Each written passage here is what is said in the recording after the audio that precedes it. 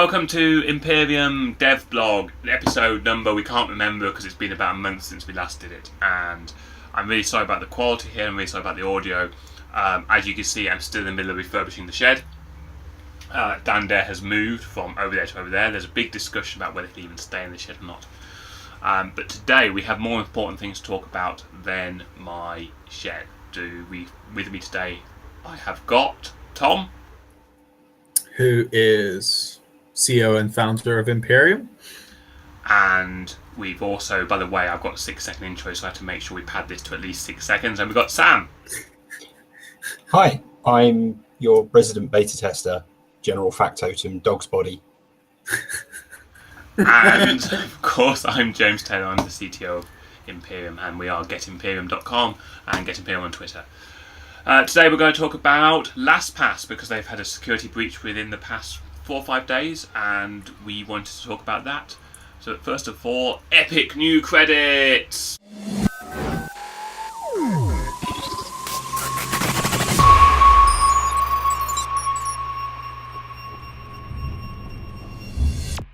You put some time into that, didn't you? That is pretty damn incredible, actually. That's just... we approve. Oh yeah, absolutely. Most unconvincing lies I've ever seen in my life. Okay, so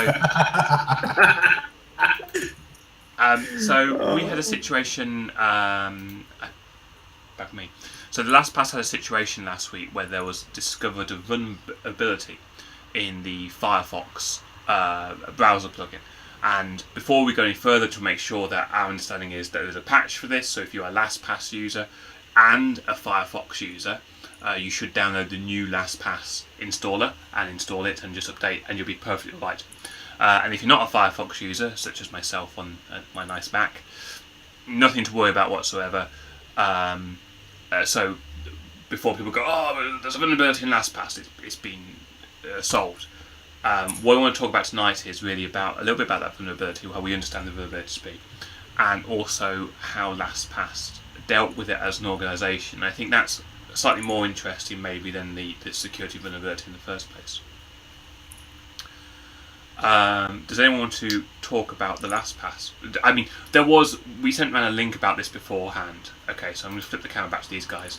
And you all read up on this, didn't you? Yeah. Yeah. Oh, well, there's some nodding. Excellent. Do you want to describe to us then? This is like a test. This is what this is.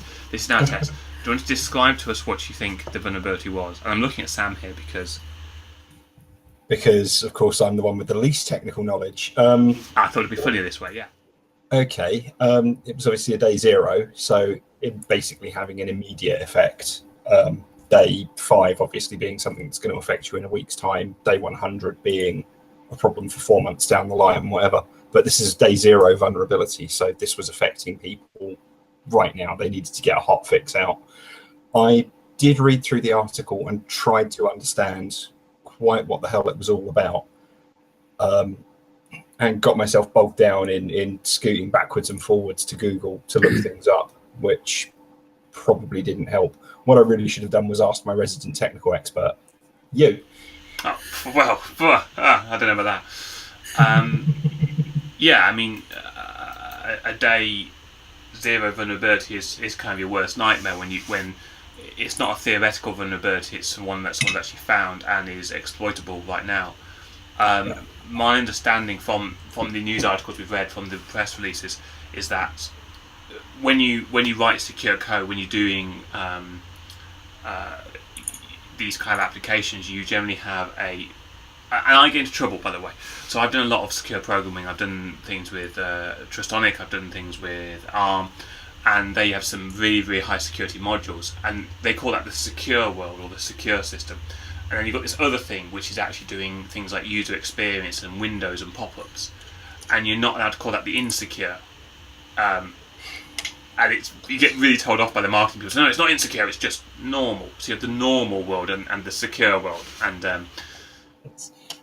don't talk about their insecurities, they get upset.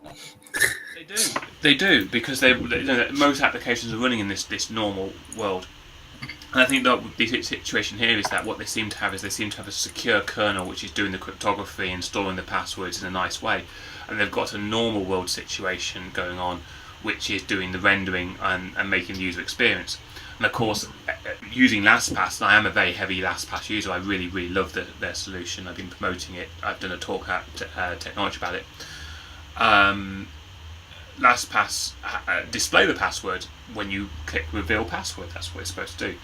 And also it has to insert that password onto web pages, so it goes in the plain text into the normal world at some point in a controlled manner. What seems to be the vulnerability here is that it could be intercepted between those 2 points, so those 2 modules aren't the same module, and that seems to be the problem that happened. Was that there were a client or some code in the browser was able to exploit this. As I say, not that interesting really. Tom, I want to go to you now and talk a bit about maybe the ethics of what LastPass did. Well, you mean the fact that they rewarded them with what, $1,000? I think it was dollars, wasn't it? Yeah. I think it's a good idea because you hear about a lot of these websites actually telling hackers that there's basically a competition to find a 0-day vulnerability inside their web application or application, and you get a lot of that now. I've heard a lot more about it than I have done in prior years, so I think it's becoming much more common for it to happen. Whether or not this guy discovered it for his own means is a complete other matter. Ethically, they did a nice thing, in my opinion. They rewarded the guy that came and said, this happened. But did they reward him? I thought they issued a bounty for bugs in advance, and because he went to them with a bug, they paid out a bounty. Yeah, but that's still a reward for because it's a bounty. No, it's a bounty isn't a bad thing, though, is it? I mean, I think that's the point, though, is that they offered a bounty program. So the program is in place saying if you find a bug, if you find a security vulnerability, come to us first and we will pay the money, rather than trying to exploit that and you get nothing. And it's quite a clear-cut thing in the bounty program. You should tell us about your issue. I think that what they're all saying is tell us about it and give us a reasonable amount of time to fix it, because you hear of other organisations where a security engineer has discovered an issue, has informed the organisation, and that organisation hasn't taken it seriously. And when you're a security engineer in this situation, you basically have a month and a half before you go public with that and say, look, I found this issue, people should be aware of it. So I've seen it in situations where, with other organisations, where an engineer has gone public after 6 months or after a year in some cases, on a quite a major security issue, a day zero vulnerability, and it still hasn't been addressed. And they've gone public and said, I told them about this a year ago. So I think what's nice in LastPass is they have this program and say, tell us about it, let us address it, and we will take it seriously. And it seems in this instance they took it very seriously and fixed it very quickly and released it. Which meant in the long term they wouldn't lose popularity. It would look as if they are actually accessing their community and actually sort of reaching out to them to try and help the continuation of what they're doing. So yeah, it's definitely a good thing. It's what we are really aiming for with Imperium, isn't it? Possibly not the bounty thing originally, but but the sort of community outlet anyway. You almost pre-jumped my question, which I was going to try and spin on you. Is it, are you as CEO, therefore money man, going to offer a bounty program for security holders in Imperium? I would say that the future of it would be a definite. However, at the moment in time, as we both know, all three of us really, we are a startup, and at the moment all that we can currently give you is our thanks, I suppose, and I suppose a lot of serious amount of gratitude. I've actually heard that every bug someone else reports to us, we take it out of Sam's wages. Well, that'd be interesting, wouldn't it? I'm not entirely sure how you remove a percentage of nothing, as I haven't been paid since February. Yeah, basically. So I mean, I want to keep this one nice and short. I think that obviously,